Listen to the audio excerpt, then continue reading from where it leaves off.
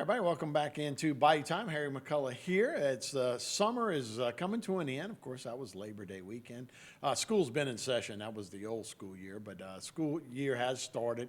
The library season, the summer of library, has ended. Here to wrap it all up as we transition Jessica Mouton, Public Relations and Adult Services over to Terrebonne Library. Y'all got a lot of good stuff coming up, and we'll talk about that. You got a downtown market, you got Comicon, which you're going to spend a lot of time on, and then we have a series of food, right, health and wellness that we'll talk about too. But let's just wrap up the summer. I know that's a transition for you guys, right? When I'm sure a lot of kids come to the library during the summer, they do a lot of reading, and now you're transitioning back into the school year. Is that a little different time for you guys?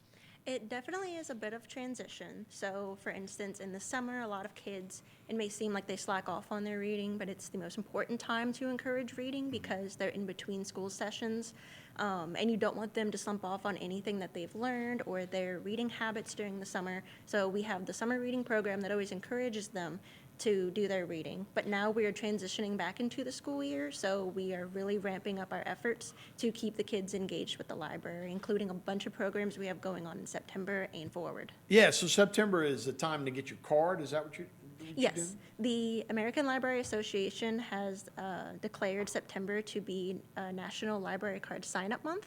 So it is a big push for all the libraries nationwide to promote their library card services and promoting patrons in the community to either renew their cards or come in to get a fresh one.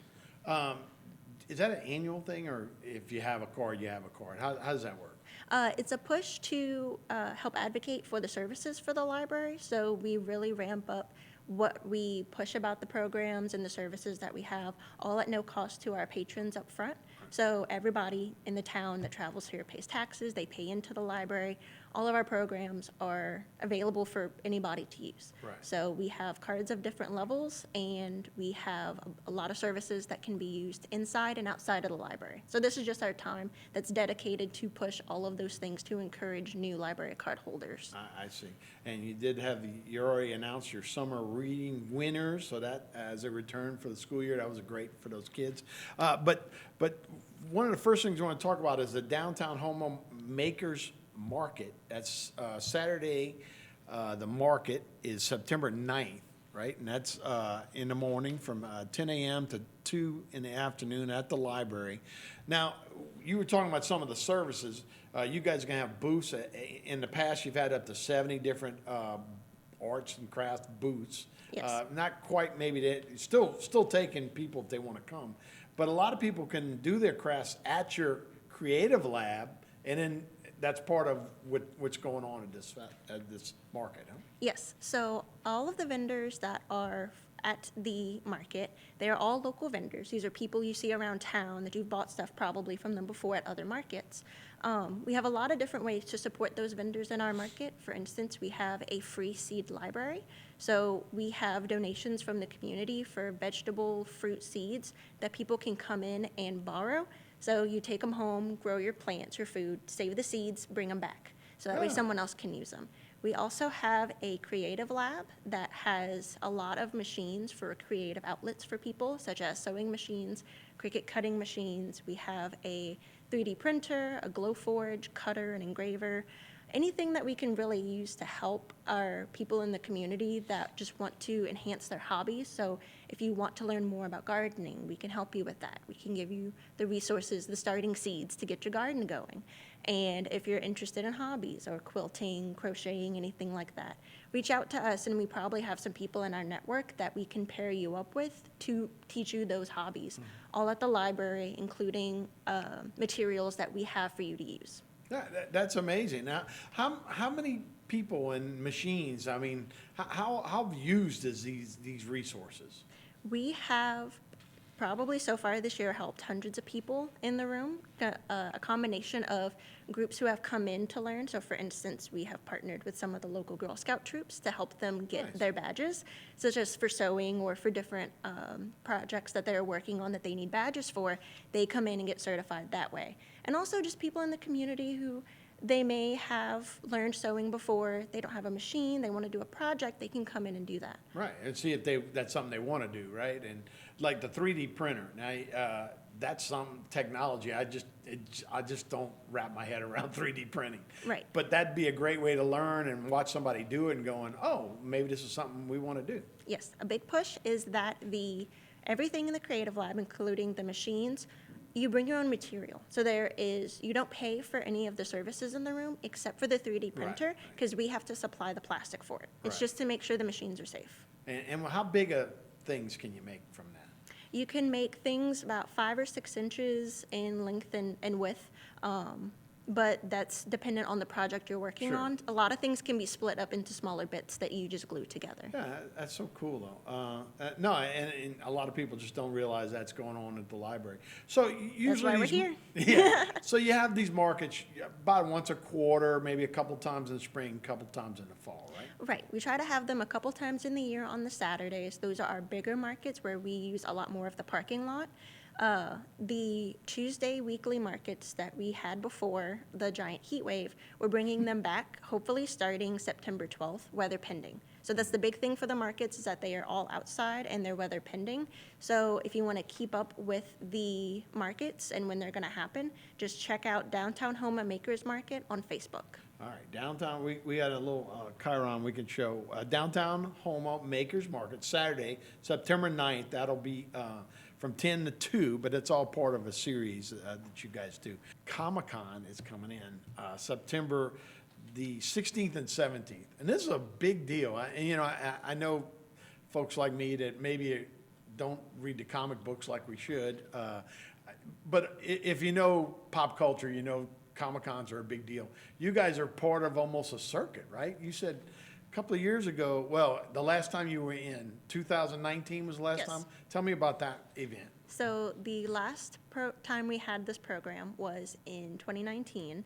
It was about not more than 5 years of us having the program, and it was slowly starting to build up.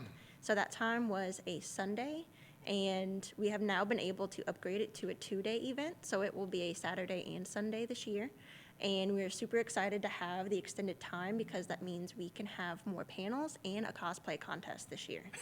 So look, I used to work downtown in New Orleans at the World Trade Center, and I'd pass the convention center every day when I was going there, and occasionally I'd be going, what the heck is going on at the convention center? Well, that's exactly what this was, a cosplay, not cosplay, but Comic-Con used to be there. So now you're the same way, you said like almost 1,800 people showed up, and that's 2019, you're hoping maybe double at this time?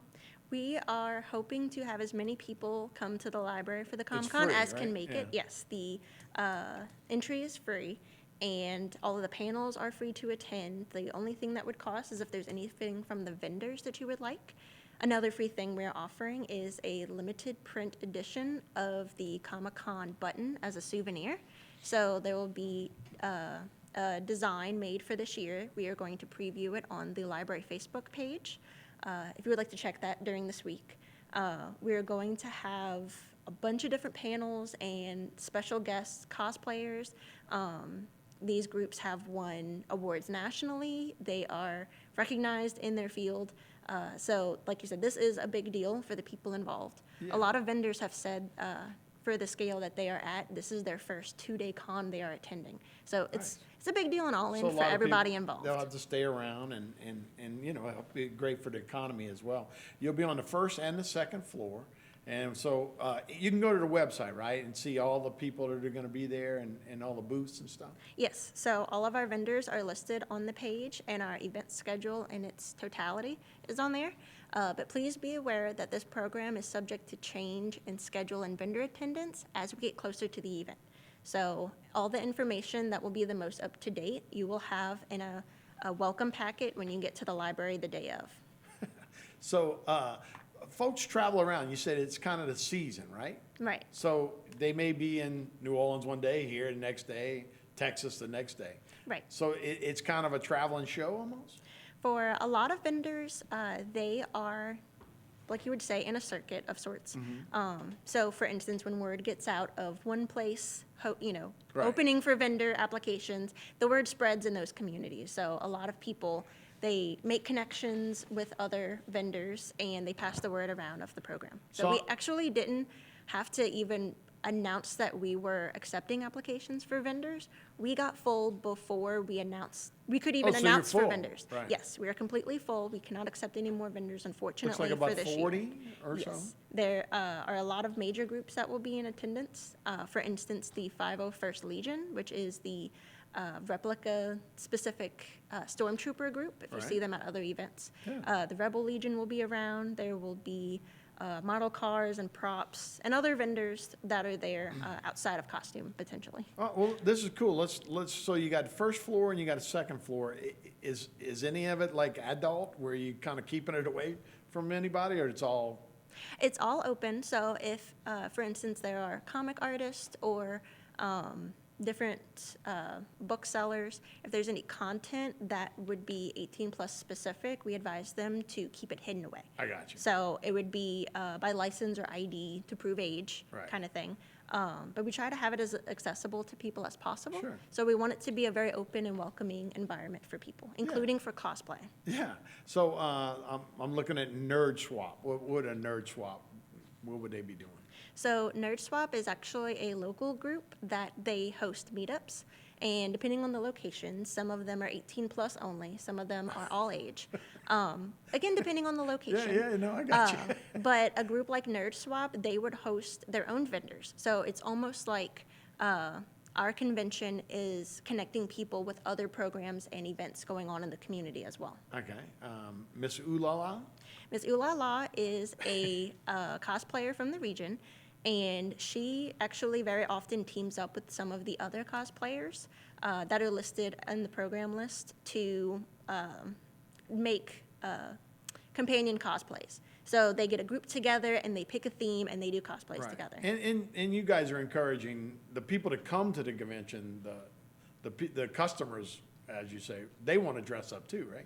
Yes, everyone is welcome to come in a costume. It is encouraged, but it's not required. So we just want people to come have fun and to see what's available out there in the con world. If you've never experienced it before, I highly recommend it. Right, like Ground Nova, John Highland, Louisiana Game and Collection Guild, the RetroCon, these are all local things, right? Yes, so some of the programs are local.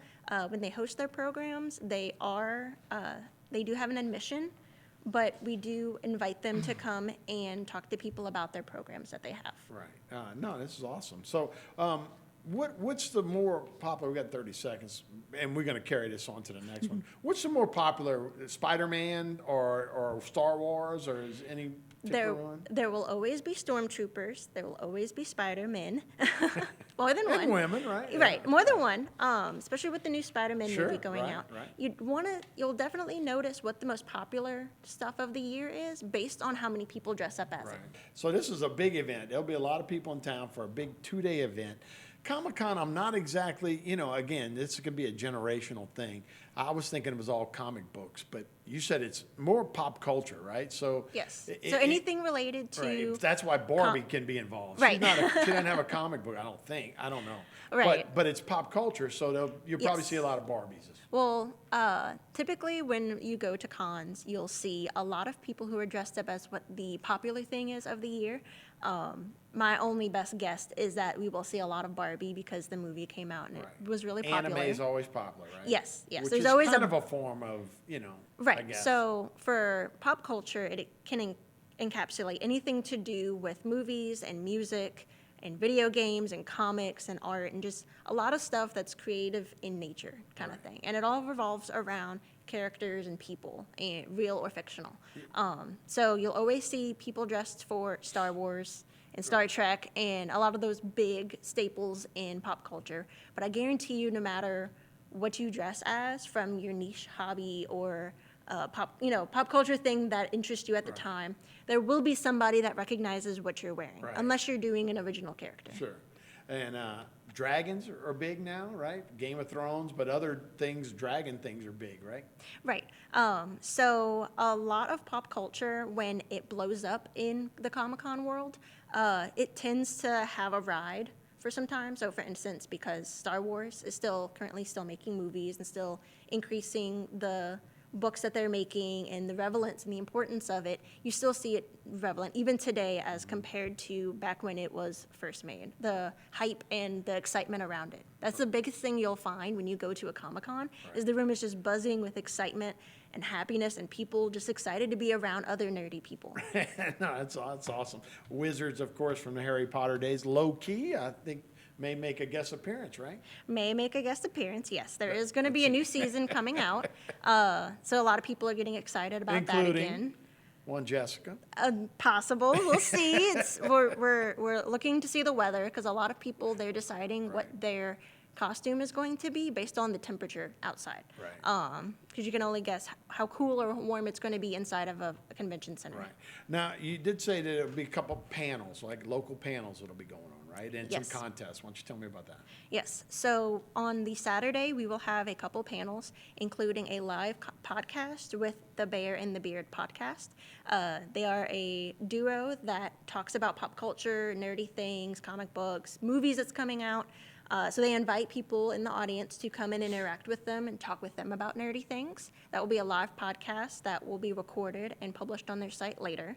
We will have a Cosplay 101 panel with Shelby Marie. She's a local cosplayer. She's won awards. And we also have a special effects makeup panel by Beauty by Taylor Janice. So she is a local makeup artist that is doing the panel for that. And then on Sunday, we will have the cosplay competition. But before that, we will have a Star Wars trivia panel. So if you know a lot about Star Wars, come out, test your trivia, win some awards maybe, some prizes. And we will have a panel for Stranger Things. Oh, yeah. So, and all of that's going to go on. So, a lot of people coming in, like I say, the 501.